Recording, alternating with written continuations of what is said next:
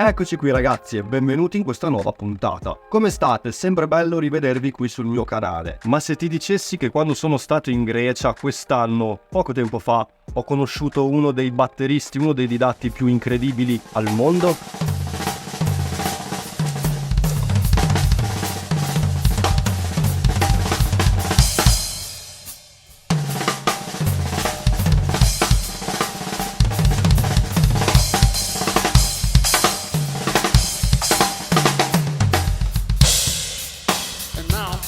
There's time to do a little thing.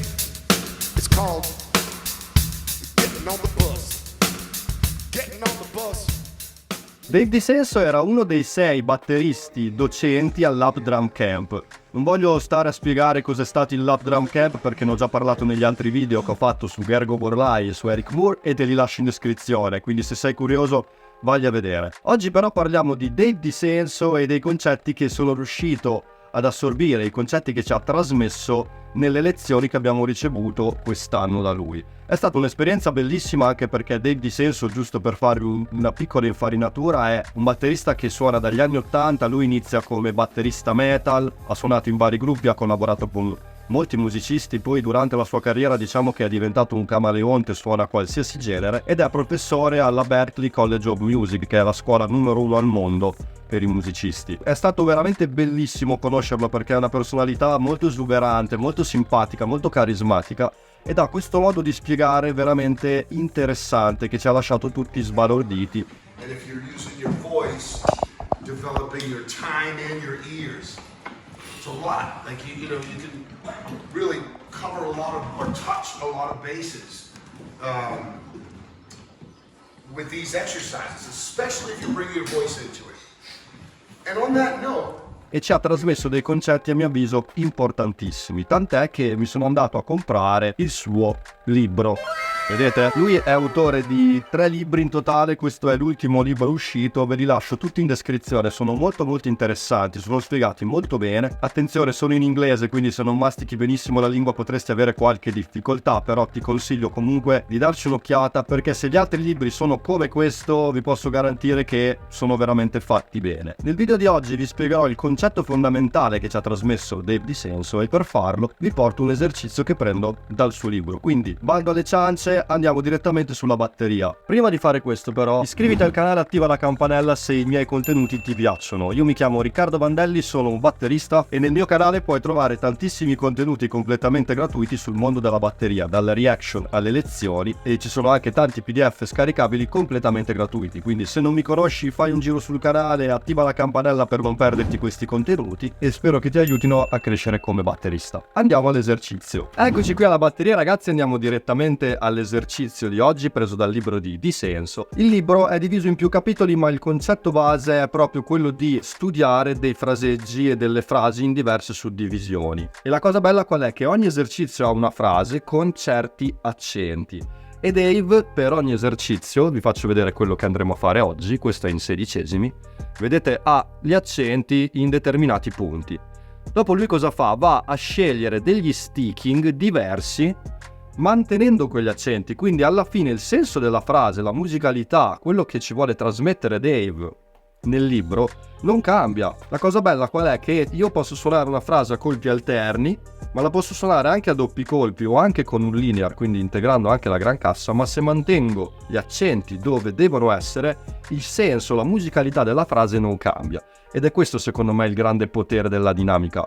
Ok, non è tanto impararsi dei pattern tanto per saperli o imparare i rudimenti tanto per sapere le diteggiature. È molto interessante sviluppare appunto questa musicalità. Così si può dire la stessa cosa in maniere diverse. Ed è qui proprio il segreto secondo me dei grandi batteristi e di chi sa usare molto bene la dinamica. Non importa cosa stai suonando, importa come lo stai suonando. Comunque, bando alle ciance, andiamo direttamente all'esercizio. Prima ancora di andare a suonarlo sulla batteria, Dave ce lo faceva cantare.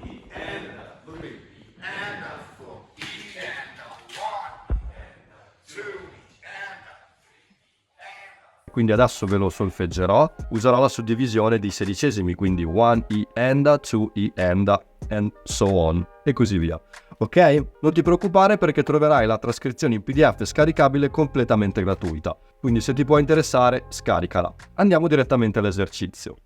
1, 2, 3, 4. 1 and up, 2 and up, 3 and up, 4 and up, 1 and up, 2 and up, 3 and up, 4 and up. Ok, quindi gli accenti cadranno sempre in questi punti, nei primi 2 and e negli altri 2 up. 1 and up, 2 and up, 3 and up, 4 and up. Ok? Andiamo all'esercizio adesso che l'abbiamo cantato. Prima riga per i colpi alternati.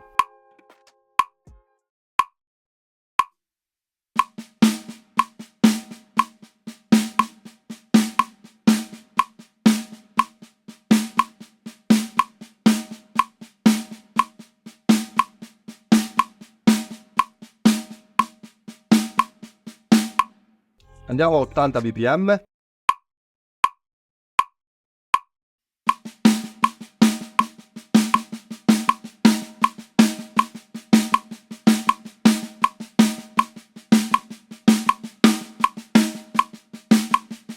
E andiamo a 100 bpm.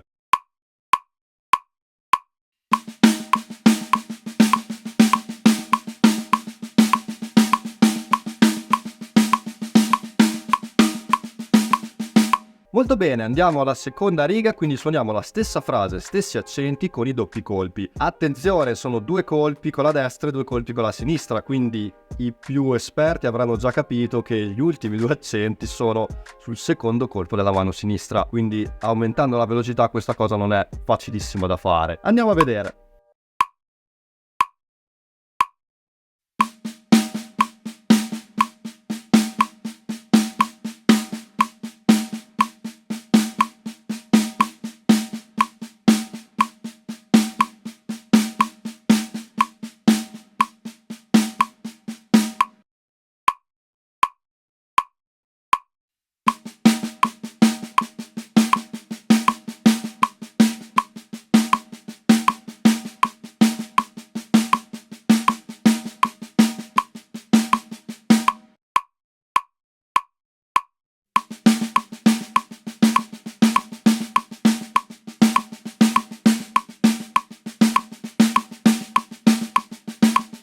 Molto bene, l'abbiamo cantato, l'abbiamo suonato a colpi alterni, l'abbiamo suonato a colpi doppi.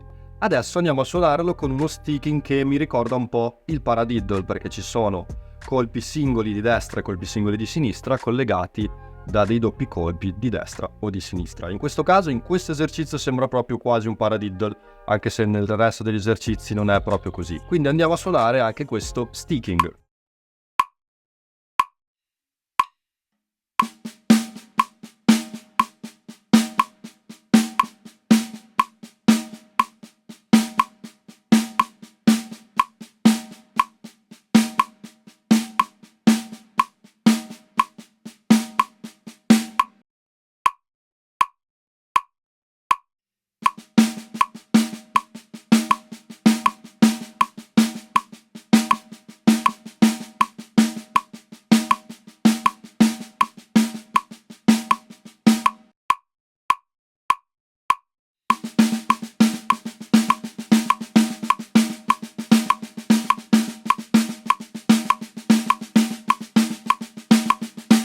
Molto bene, andiamo all'ultimo sticking, quindi andiamo a inserire la gran cassa per ottenere un pattern lineare. Mi raccomando, gli accenti sono sempre gli stessi.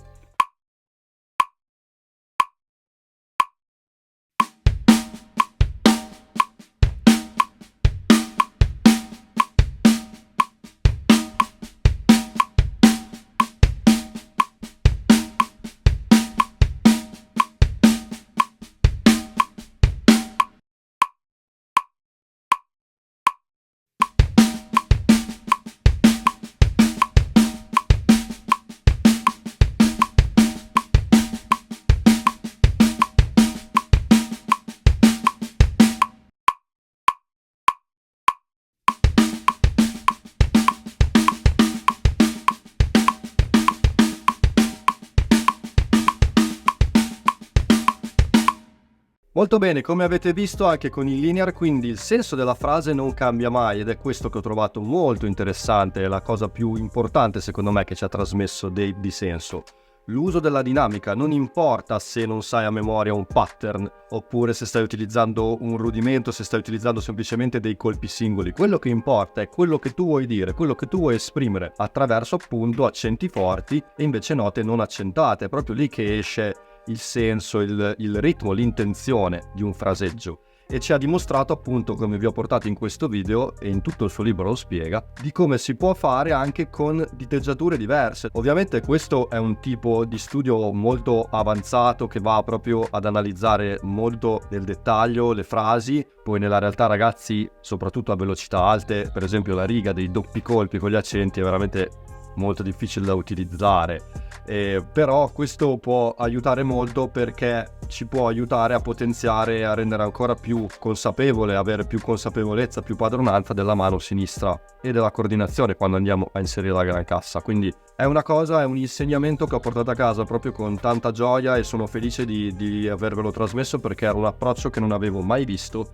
Non so voi a casa come vi studiate i pattern o i fraseggi, io in questo modo non l'avevo mai affrontato e mi sta piacendo molto. Quindi lasciatemi un commento se questo video vi è piaciuto, se pensate che possa essere utile, o anche se pensate che sia una perdita di tempo. C'è anche chi pensa che andare a analizzare in maniera esagerata i fraseggi non sia un po' una perdita di tempo, ma parliamone nei commenti, perché sono molto curioso di avere il vostro parere. Ricordo di iscrivervi al canale e attivare la campanella, potete trovare moltissimi contenuti sul mondo della batteria, e ci vediamo al prossimo video.